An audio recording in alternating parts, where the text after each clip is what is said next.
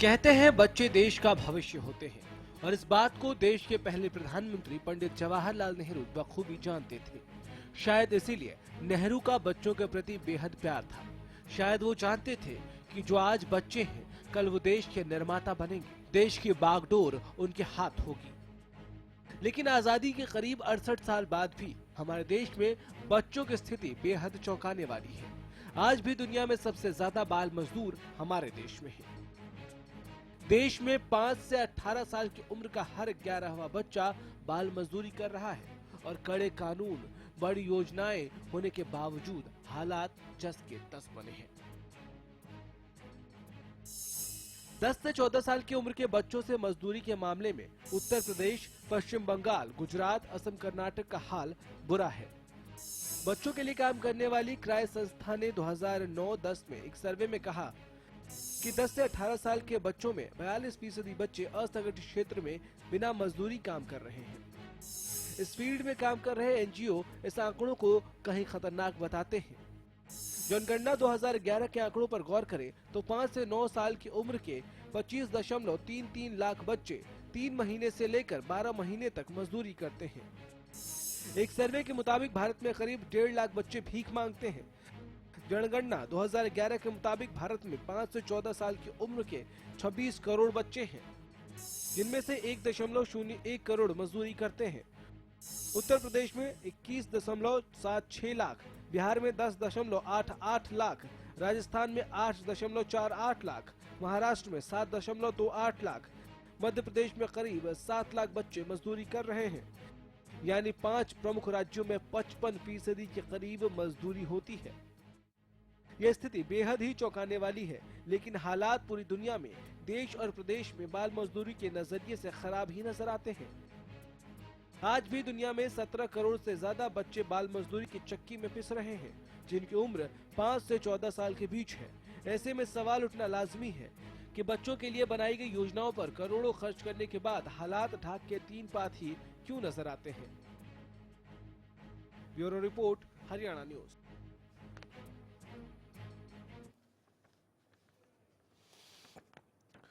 तो आज बाल दिवस के दिन जब पूरा देश बाल दिवस मनाने की तैयारियों में जुटा होता है, अलग अलग जगहों पर अलग अलग रंगारंग कार्यक्रम होते हैं, कहीं फैंसी ड्रेस कंपटीशन होता है, कहीं बच्चों को टॉफियां और चॉकलेट और मिठाइयां खिलाई जाती है। आज भी इस देश में ऐसे कई बच्चे हैं जो कूड़े के ढेर से अपनी जरूरत की चीजों को चुनते बिनते नजर आ जाएंगे। आज भी ऐसे कई बच्चे हैं जो सड़क पर आपको भीख मांगते नजर आ जाएंगे। आज भी जब रेड लाइट पर आपकी गाड़ी रुकती है तो शीशे पर एक नॉक नॉक की आवाज सुनाई देती है। शीशे के उस पार एक मासूम सा चेहरा नजर आएगा, जिसके चेहरे पर वो भाव होंगे कि सुबह से पेट में कुछ नहीं गया, कुछ पैसे दे दो, कुछ खाने की चीजें दे दो। तब क्या आप सोचते हैं कि हम बाल दिवस मनाकर क्या कर रहे हैं? क्या सिर्फ बाल दिवस मनाने भर से ही इन बच्चों की परिस्थितियां ठीक हो जाएंगी? बहुत सारे आंकड़े हैं जो आज हम आपके साथ साझा कर रहे हैं और चर्चा को आगे बढ़ाएंगे। उन आंकड़ों पर अगर हम नजर डालें तो ये आंकड़े चौंकाते भी हैं, डराते भी हैं, शर्मनाक भी हैं, निराश भी करते हैं। 10 से 14 साल की उम्र के बच्चों से मजदूरी करने के मामले में उत्तर प्रदेश, पश्चिम बंगाल, गुजरात, असम, कर्नाटक का हाल बहुत ज्यादा बुरा है। चलिए, तो आज इसी पर चर्चा करेंगे और इसके लिए हमारे साथ प्रवेश शर्मा जी हैं, स्टूडियो में मौजूद हैं, समाज सेवी हैं। प्रवेश जी, बहुत स्वागत है आपका। प्रवेश जी, एक बात बताइए, बाल दिवस मनाते हैं हर साल 14 नवंबर को, तो क्या सिर्फ बाल दिवस मना लेकर ही सरकारें अपना इतिश्री पूरा कर लेती हैं कर्तव्यों का, या फिर ये उनको सोचना होगा, समझना होगा खासकर इस दिन कि कई ऐसे बच्चे हैं और ये आंकड़े जो हमने साझा किए, जो सड़क पर भीख मांगते हैं, रेलवे स्टेशन पर गाना गा के भीख मांगते हैं, रेलवे के ट्रेनों के डब्बे में झाड़ू लगाते नजर आते हैं, कचरे के डब्बे से कुछ चुन रहे होते हैं अपना पेट पालने के लिए, उनका क्या?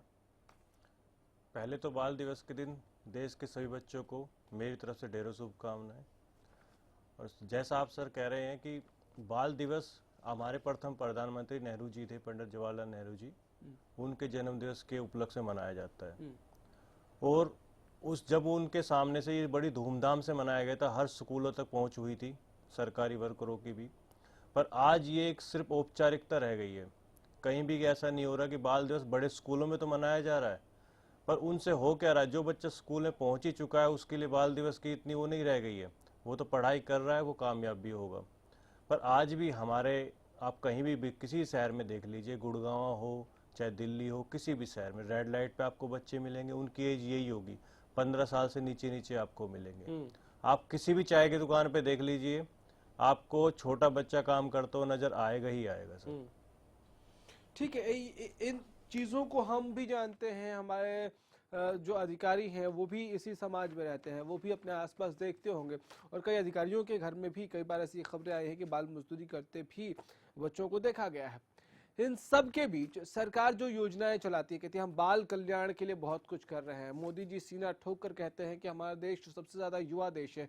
तो जो बच्चे युवा आने वाले समय में बनने वाले हैं, वो क्या युवा ऐसे ही होंगे जो कचरे के ढेर से चुनकर खाना खा रहे होंगे, प्लेटफॉर्म पर भीख मांग रहे होंगे, रेड लाइट पर हाथ फैला के नजर आएंगे? क्या यही हमारा युवा बनेगा? देखिए, जो हालात आज दिखा रहे हैं तो हमें फ्यूचर को देख कर डरा ही रहे हैं। जहाँ तक ऐसा नज़र साफ साफ हमें आ रहा है कि आधी जनसंख्या तो चलो हमारी पढ़ लेगी, पर आधी जनसंख्या, आधा देश हमारा ऐसे अनपढ़ता का ही सामना करेगा। और ये बच्चे जो आज इस उम्र में, जिस उम्र में उनके हाथों में किताबें होनी चाहिए, वो आज कूड़ा उठा रहे हैं उन हाथों से, उन्हीं हाथों से भीख मांग रहे हैं, किसी चाय की दुकान पे काम कर रहे हैं, कहीं गाड़ी साफ कर रहे हैं। तो वो क्या फ्यूचर उनका होगा उन बच्चों का? प्रवेश जी, अगर हम एक एक करके इसके तमाम पहलुओं पर एक बार नजर दौड़ाएं, चर्चा करना शुरू करें, तो सबसे पहले अगर हम चाइल्ड लेबर की बात करें, बाल मजदूरी की बात करें, तो इसको लेकर बहुत ज्यादा स्ट्रिक्ट कोर्ट ने भी कई बार टिप्पणियां की, कानून है। इन सब के बावजूद आज भी जब रैलियां भी होती हैं पॉलिटिकल पार्टी की, तो वहां भी बाल मजदूर नजर आ जाते हैं कि बांस बल्लियां वो लगा रहे हैं। तो क्यों ये अवेयरनेस नहीं आ पा रहा है? क्यों उसको रोकने में हम कामयाब नहीं हो पा रहे? क्यों चाय की दुकानों पर कप उठाते बच्चे हमें नजर आते हैं? क्यों रेडियो पर काम करते बच्चे नजर आते हैं? उसका सबसे बड़ा कारण तो ये है कि जो ये बाल दिवस हो गया, चाइल्ड लेबर, ये कागजों में तो चीजें चल रही हैं, पर ये इनका प्रत्यक्ष कुछ भी नहीं है। अभी आपने देखा होगा गुड़गांव शहर के अंदर पुलिस ने भी एक मुस्कान अभियान चलाया था, जिसके तहत इन्होंने गुड़गांव से कोई चाय की दुकान पे काम कर रहा बच्चा, कोई भीख मांग रहा, उनको उठा के उनके पेरेंट्स के हवाले उनको किया था। पर उससे हुआ क्या? वो बच्चे फिर वही हैं, वो बच्चे वही भीख मांग रहे हैं, वही बच्चे कूड़ा उठा रहे हैं, वही चाय की दुकानों पे काम कर रहे हैं। तो सबसे बड़ी बात तो ये ना, शिक्षा हम इन तक नहीं पहुंचा पा रहे और ना इनको हम जागरूक कर पा रहे हैं। जी, शकुंतला ढुल हमारे साथ इस वक्त फोन लाइन पे, चाइल्ड वेलफेयर सोसाइटी की अध्यक्ष हैं। शकुंतला जी, स्वागत है आपका। लगता है फोन डिस्कनेक्ट हो गया है, हम एक बार फिर से संपर्क साधने की कोशिश करेंगे। प्रवेश जी हैं हमारे साथ। एक बात बताइए शर्मा जी कि जब हम चाइल्ड लेबर की बात करते हैं, तो चाइल्ड लेबर के प्रावधानों को क्या आपको लगता है और कड़ा किया जाना चाहिए, या सिर्फ इसके इम्प्लीमेंटेशन पे ही जोर दे दिया जाए तो काम हो जाएगा? सर, कड़ा करने की तो इतनी जरूरत नहीं पड़ेगी, इसको फॉलो करने की जरूरत है। जो हमारे कानून बने हुए हैं, अगर उनको ही हम फॉलो कर लेंगे तो इस पे रोक लग जाएगी। और अच्छा, क्या इसका दूसरा पक्ष भी है कि सच में इतनी मजबूरी है लोगों के लिए? क्या सच में इतनी गरीबी है देश में? सच में इतनी परेशानियां हैं कि बच्चों से काम कराने के अलावा बहुत सारे परिवार ऐसे हैं कि उनके पास ऑप्शन ही नहीं है कुछ और? नहीं सर, ऑप्शन क्या, लोगों को फायदा ज्यादा नजर आता है। आप किसी मैच्योर पर्सन को जो बालिग है, 18 साल से ऊपर है, उसको आप अगर किसी काम पे रखते हैं तो कोई भी 4000, 5000, 8000 एक सरकारी उसकी वैल्यू होती है। पर आप किसी भी बच्चे को रख लेते तो आप उसको 500 रुपये महीना भी दे देते हैं और काम उससे इतना कराते हैं जितना उसके कंधों पे बोझ उठाने की हिम्मत भी नहीं होती। ठीक है, चाइल्ड वेलफेयर कमेटी के अध्यक्ष शकुंतला ढुल जी एक बार फिर से हमारे साथ फोन लाइन पे हैं। शकुंतला जी, स्वागत है आपका। लगता है फिर से फोन डिस्कनेक्ट हो गया है। हम डिस्कनेक्टेड स्थिति में है, क्योंकि देश भी और सियासत भी शायद डिस्कनेक्टेड हो गया है बच्चों की परिस्थितियों को देखते हुए। हम परिस्थितियों की बात करें, जिन परिस्थितियों में ये बच्चे चाय की दुकानों तक पहुंच जाते हैं, ये तो ठीक है कि उस चाय दुकान वाले को लगता है कि प्रॉफिट है, इस बच्चे को हम कम में काम करा लेंगे, लेकिन उस परिवार की अगर हम समझने की कोशिश करें दिशा को, तो क्या उस परिवार में सच में ऐसी मजबूरी होती है कि वो अपने बच्चों को काम पर भेजने के लिए मजबूर हैं, क्योंकि उनके पास इतनी आर्थिक स्थिति अच्छी नहीं है कि वो उनको स्कूल भेज सके, उनको अच्छे कपड़े दे सके, उनको पढ़ा सके? उसमें होता है क्या है जी, सबसे बड़ा जो शिक्षा का अभाव इनके अंदर होता है ना। हाँ। असली आप देखोगे जो झोपड़ों में स्लम एरिया में रह रहे हैं उनके बच्चे ज्यादातर यही काम करते हैं। उसका कारण सबसे बड़ा तो ये है कि जनसंख्या के हिसाब से एक जो माँ बाप है उनके 5 बच्चे हैं, 8 बच्चे हैं, तो उनके शिक्षा तो उनके पास है नहीं, ना उनके पास कोई जागरूकता पहुंच पा रही है कि भाई आप अपने बच्चों को पढ़ाओ। तो वो बच्चे खुद ही भूखे रहते हुए वो खुद ही अपना काम शुरू कर देते हैं, चाहे उनको भीख मांगना स्टार्ट करना पड़े, चाहे उनको कूड़ा उठाना शुरू करना पड़े। थोड़े से समझदार हो जाते हैं 5 साल से ऊपर, तो वो कहीं ना कहीं काम करना शुरू कर देते हैं। काम करना शुरू कर देते हैं। ये देश के लिए बहुत बड़ी मजबूरी भी है और साथ ही साथ बहुत शर्मनाक ये आंकड़े हैं, ये परिस्थितियां हैं। अच्छा, इसमें अगर हम बात करें तो जितनी भी सरकारें अब तक आई देश में, उन सब ने इस बारे में दावा किया कि बच्चों को, यानी कि देश के भविष्य को बेहतर किया जाए, उसके लिए बहुत सारी योजनाएं चलाई, चाहे वो स्कूलों में हम मिड डे मील की बात कर ले या फिर बाकी जो योजनाएं चलती हैं। लेकिन क्या वो योजनाएं फ्लॉप हैं? इस बात का सबूत यही है कि इतने सारे बच्चे जो हैं, जिनके आंकड़े हम साझा कर रहे हैं, ये आज भी कूड़ा चुनते हैं, या आज भी भीख मांगते हैं, या आज भी चाय की दुकानों पर काम करते हैं। उसमें देखो ये जो मिड डे मील योजना चली थी, इससे थोड़ा प्रभाव हमारे देश में पड़ा था। गरीबों ने अपने बच्चों को स्कूल भेजना स्टार्ट भी कर दिया था, पर एक लापरवाही का, सरकार की लापरवाही का ऐसा एक हम सामना करते हैं कि कई जगह ऐसा हुआ था, काफी बच्चे बीमार हो गए, वो खाना खाने से, वो खाने में बहुत ज्यादा मिलावट थी, गंदा खाना होता था। तो उस डर के कारण भी लोगों ने अपने बच्चों को भेजना बंद कर दिया सरकारी स्कूलों में। ठीक है, अगर हम सबसे ज्यादा आंकड़ों पर नजर डालें तो उत्तर प्रदेश के साथ साथ पश्चिम बंगाल और गुजरात, असम, कर्नाटक का हाल सबसे ज्यादा बुरा है। तो इसकी सामाजिक स्थिति आपको लगता है कि कुछ अलग है, जिसकी वजह से यहाँ ज्यादा बच्चों को इसमें इन्वॉल्व किया जा रहा है? बस एक तो सबसे बड़ी बात वहाँ पे जो आती है वो शिक्षा का अभाव ही आता है। जो जागरूकता की कमी है एजुकेशन के प्रति, उसका सबसे बड़ा एक अहम रोल है इस चीज के लिए ना, कि अगर जहाँ पे भी शिक्षा नहीं है, उनको पता ही नहीं हमें अपने बच्चों को क्या कराना, और जो खुद अनपढ़ हैं उनकी हिम्मत खुद ही नहीं होती कि हम अपने बच्चों को किसी स्कूल में भेज पाए। ठीक है। अच्छा शर्मा जी, एक बात और बताइए कि ऐसी परिस्थिति में जब पुलिस, आप जैसा जिक्र कर रहे थे कि मुस्कान योजना लेकर आई पुलिस, तो क्या उनको ऐसे परिवारों के खिलाफ कार्रवाई भी करनी चाहिए जो अपने बच्चों को भेजते हैं मजदूरी करने के लिए? सर कार्रवाई तो क्या, एक मदद करनी चाहिए। हाँ। सबसे बड़ी तो कार्रवाई तो आप करोगे, वो जो मजदूर जो है, जो जिसने खुद सदा मजदूरी करके अपना पेट पाला है, वो अपने बच्चों को भी इसी तरह से पालेगा, और बच्चे खुद ही देख के उनसे सीखते। तो इसमें कार्रवाई की इतनी जरूरत नहीं है, सबसे ज्यादा जरूरत तो उनकी मदद करने की है। हाँ। कि कोई भी सरकारी योजना के तहत उनकी मदद करी जाए, उनको शिक्षा दिलवाई जाए, मदद की जाए। एक छोटा सा ब्रेक लेंगे, ब्रेक से जब वापस आएंगे तो इस परिस्थिति के थोड़े और जड़ तक पहुंचने की कोशिश करेंगे और ये समझने की कोशिश करेंगे कि यह सच में मजबूरी है, ये मजदूरी, भीख मांगना, रेलवे स्टेशन पर चाय की दुकानों पर कप प्लेट धोना, या फिर लापरवाही है सरकार और प्रशासन की। एक छोटा सा ब्रेक।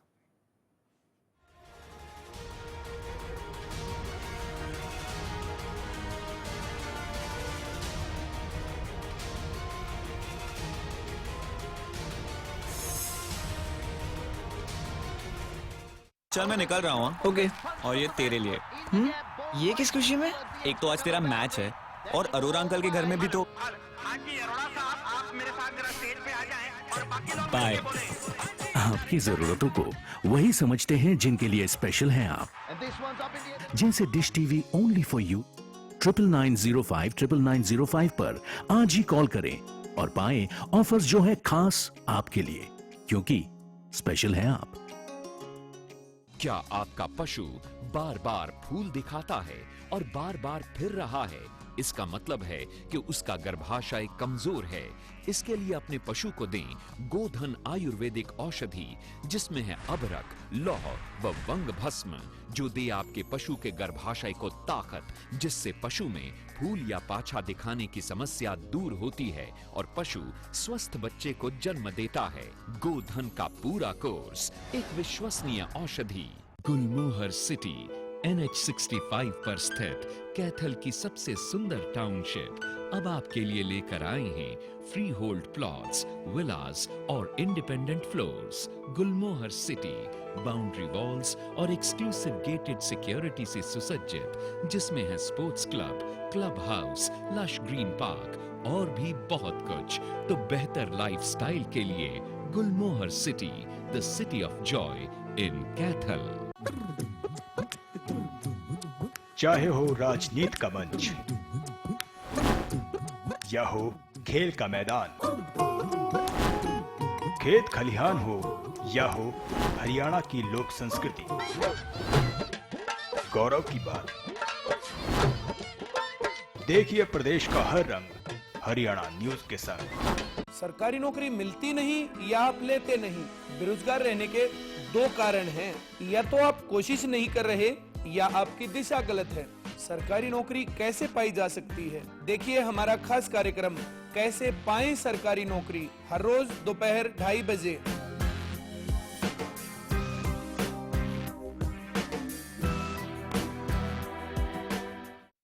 गुलमोहर सिटी NH65 पर स्थित कैथल की सबसे सुंदर टाउनशिप अब आपके लिए लेकर आए हैं फ्री होल्ड प्लॉट्स, विलास और independent floors. Gulmohar city boundary walls और एक्सक्लूसिव गेटेड सिक्योरिटी से सुसज्जित, जिसमें है sports club, club house, lush green park और भी बहुत कुछ। तो बेहतर लाइफस्टाइल के लिए Gulmohar city, the city of joy in Kaithal.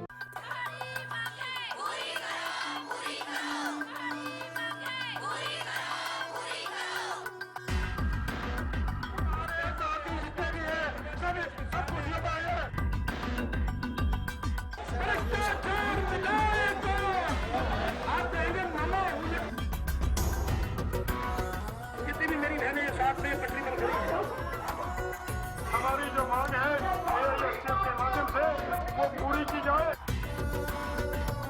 किसानों के हित की बात करें, इसलिए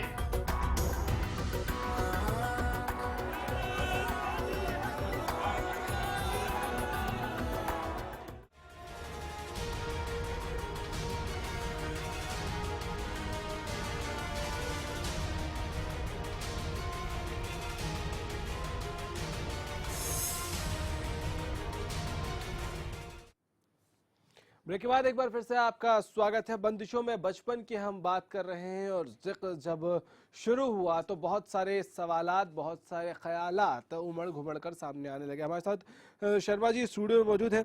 एक बात बताइए शर्मा जी कि जब हम परिस्थितियों की बात करते हैं तो क्या भारत जैसा देश, वेलफेयर स्टेट जिसको कहते हैं हम, और इस वेलफेयर स्टेट की परिकल्पना में हर व्यक्ति को खुशहाल बनाने की जिम्मेदारी सरकार पर या प्रशासन पर आती है, ऐसे में क्या बच्चों के ये जो आंकड़े हैं, जो डराने वाले आंकड़े हैं, इसके लिए दोषी किसी को माना जाना चाहिए, सरकार को, प्रशासन को, या ये कह सकते हैं कि इतना बड़ा देश है, इतनी जनसंख्या है, इसलिए ये आंकड़े ठीक हैं? देखो, ये ऐसे कहकर तो एक दूसरे के ऊपर बात को टालने वाली बात होती है। होता क्या है, सरकार कोई भी स्कीम हो गया, कोई नियम लागू तो कर देती है, पर प्रशासन पे उस चीज का कोई दबाव नहीं रखती। किसी भी कार्यक्रम करने के लिए एक भाई योजना कर देंगे कि भाई बच्चों का शोषण नहीं होना चाहिए, पर प्रशासन को उसके लिए कोई दिशा निर्देश नहीं दिया जाता कि भाई आप इस पे काम करिए। वही कारण है कि प्रशासन इस पे तत्परता दिखाते हुए कोई भी कार्य नहीं करता है, और हमारा देश का जो फ्यूचर है, जो भविष्य हमारा है, वो अंधकार में जाता हुआ दिखाई दे रहा है। ठीक है, एक बात बताइए कि चाइल्ड लेबर एक्ट जो है उसमें संशोधन की बात होती है, तो आप इससे सहमत है कि इसमें संशोधन होना चाहिए, या फिर आप इस बात का समर्थन करें कि नहीं, संशोधन ठीक है, हो ना हो, उससे पहले इसको इम्प्लीमेंट करने की जो प्रक्रिया है उसमें जो लोग दोषी हैं, जो इसको नहीं इम्प्लीमेंट कर पाते हैं, उनकी जवाबदेही तय होनी चाहिए? जवाबदेही तय होनी चाहिए, संशोधन ना होना इतना बड़ा मुद्दा नहीं है जी, इस पे कार्रवाई होना बहुत जरूरी है। जैसे बच्चे मजदूरी करते हैं, उनके माँ बाप पे चलो कार्रवाई नहीं होती है, पर जो बच्चों को अपने ऑफिसों में लगाते हैं, जो 1,000-500 रुपये रख के बच्चों को रखते हैं, उनसे काम कराते हैं सारा, उन पे कार्रवाई होनी चाहिए जहाँ पे भी चाइल्ड लेबर का इस्तेमाल करा जा रहा है। ठीक है। अच्छा, ऐसा नहीं है कि ये कोई बंद कमरे में पर्दे के पीछे चीजें होती हैं। हम और आप जब सड़क पर निकलते हैं तो अनायास ही ऐसे बच्चे हमें दिख जाते हैं, चाहे वो ढाबों की बात करें या चाय की दुकानों की हम बात करें। तो क्या पुलिस के लिए इतना मुश्किल है इन बच्चों को ढूंढ पाना, ऐसे जगहों को पॉइंट आउट कर पाना और उनके खिलाफ कार्रवाई करना? पुलिस के लिए मुश्किल नहीं है। जब आप एक चीज और देखें, गुड़गांव के अंदर भी या और किसी शहर के अंदर भी हर पुलिस स्टेशन के बाहर भी आसपास एक चाय की दुकान होती है। तो आप देखेंगे, मैंने खुद 1-2 पुलिस स्टेशन में देखा हुआ है कि वो चाय बच्चा ही देने जाता है उनको भर के। तो वो उनको साफ दिखाई दे रहा, तो ढूंढेंगे क्या वो? मतलब सामने है लेकिन आंखें बंद कर रखी है। अच्छा प्रवेश जी, जब हम इसकी चर्चा कर रहे हैं, इसके कारणों का हम पता लगाने की कोशिश कर रहे हैं, तो गरीबी और अशिक्षा इसका एक बेसिक रीजन है। सबसे बड़ा। लेकिन जो सरकार योजनाएं चलाती है कि ऐसे बच्चों को पढ़ाया जाए, कैसे ऐसे बच्चों को स्कूल में ही खाना दिया जाए, ऐसे बच्चों के अब स्किल डेवलपमेंट की भी बात होती है। तो क्या ये जरूरी है? अब एक ऐसा वक्त आ गया है हिंदुस्तान में कि प्रशासन के लोग बहुत ज्यादा एक्टिव होकर ऐसे स्लम्स में, ऐसे झुग्गी झोपड़ियों में पहुंचे, उनके पेरेंट्स को कन्विंस करने की कोशिश करें 1-to-1 बेसिस पर कि आप अपने बच्चों को भेजिए, इससे क्या क्या फायदे हो सकते हैं। देखो, ये कार्यक्रम चलाना तो बहुत जरूरी है। होता क्या है, किताबों में सारे चल रहे, कागजों में कार्यक्रम। हाँ। अब कोई स्लम एरिया में रहता है, उन तक इन चीज की जानकारी होती नहीं कि अगर हमारे बच्चे स्कूल जाएंगे पढ़ने तो उनको खाना भी मिल जाएगा वहाँ पे, क्योंकि भूखे पेट ही वो काम करने के लिए निकल रहे हैं। अगर उनको खाने की भी ये उम्मीद हो जाएगी बच्चों को स्कूल में खाना मिल जाएगा, तो हो सकता है वो अपने बच्चों को स्कूल भेजना स्टार्ट करें, स्कूल भेजना शुरू कर देंगे। मतलब सरकार अब तक इसमें ही कामयाब नहीं हो पाई है कि अपने देश के लोगों को ये समझा पाए कि इन योजनाओं के तहत बच्चों को स्कूल भेजने से, बच्चों की शिक्षा दीक्षा कराने से ही उनका भविष्य बेहतर हो सकता है। अगर अपने बच्चों से वो मजदूरी करवाएंगे तो आने वाली पीढ़ी भी जो है वो उसी रास्ते पर चलती रहेगी, उसी लिविंग स्टैंडर्ड में जीती रहेगी। क्या ये समझाने तक में अब तक हम 60-68 साल 70 साल की जब हम बात करते हैं तो हम ये भी समझाने में कामयाब नहीं हो पाए? बिल्कुल सर, लगभग हम बिल्कुल सफल नहीं हो पाए हैं। मतलब आधे से भी ज्यादा देश आज भी हमारा शिक्षा के अभाव में जूझ रहा है। उसी वजह से बच्चे जो हैं वो आज इस तरह के काम करने में लगे हुए हैं। चलिए प्रवेश जी, बहुत बहुत शुक्रिया आपका।